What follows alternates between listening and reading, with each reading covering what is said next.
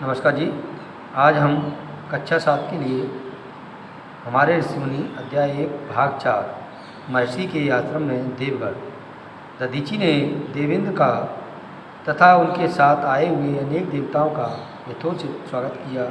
फिर नम्र भाव से कहा, आप सबके आगमन के कारण मैं आप अपने को धन्य मानता हूँ। प्रत्यक्ष देवेंद्र ने चरणों का इस कुटिया को स्पर्श हो जाना ही किसी के लिए भी अहोभाग्य की बात है। कहिए, मैं आप लोगों की क्या सेवा कर सकता हूँ।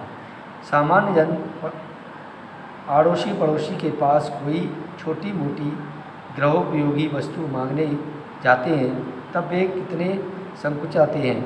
मांगूं या ना मांगूं, क्या कहेंगे, देंगे या न देंगे, इस प्रकार के अनेक प्रश्न लोगों के मन में उठते हैं। यहाँ तो देवतागण किसी का शरीर और अस्थियाँ मांगने आए चले हैं। अतः वे बहुत शक पकाए। वे एक दूसरे को और ताकने लगे, तुम बोलो, नहीं तो तुम बोलो, ऐसे इशारे करने लगे। उनकी मुख चर्चा देखकर दधीचि बहुत जोर से हंसे और बोले, जो कुछ कहना हो मुक्त कंठ से कहो। भाई, झिझकते क्यों हो? क्या मेरे प्राण मांगने आए हो? यह प्रश्न सुनकर देवतागण चौंक उठे। किसी ने धीरे से कहा, अंतर्ज्ञानी जो हैं। तब अग्निदेव ने कुछ धीमे स्वर में कहा, जी हाँ, बात कुछ ऐसी ही है। वायुदेव ने कहा, गुरुदेव, आप हमें क्षमा करें, परंतु वास्तव में हम आपके प्राण लेने ही आए हैं। दधीचि ने फिर जोर से हंसते हुए कहा, हे देवतागण, आप सब सतोगुणी हैं। आप मनुष्य के शरीर के अवयवों की अधिष्ठात्री देवता हो। क्या आप जानते नहीं हो कि शरीरधारी को शरीर त्यागने में कितनी वेदनाएं होती हैं। इस लोक में हरेक के मन में जिजीविषा बनी रहती है कि मैं जीवित रहूं, किसी प्रकार जीवित रहूं। देह सर्वाधिक प्रिय वस्तु है।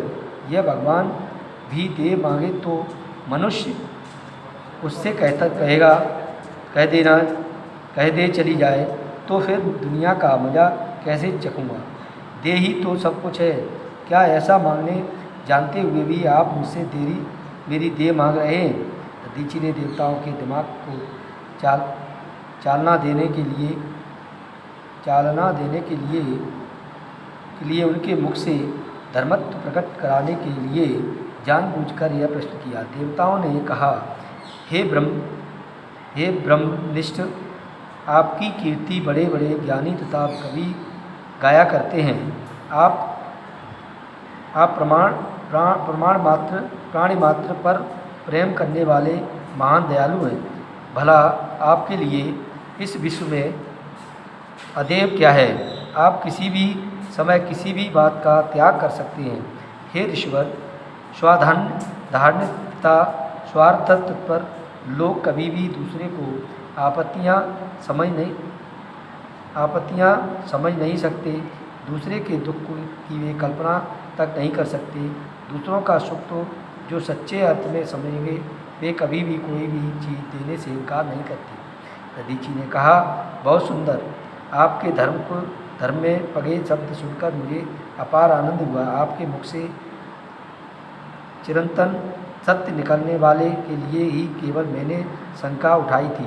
अन्यथा मैं जो शरीर कभी ना कभी जाने ही वाला है, उसका भला मुझे कैसा मोह होगा।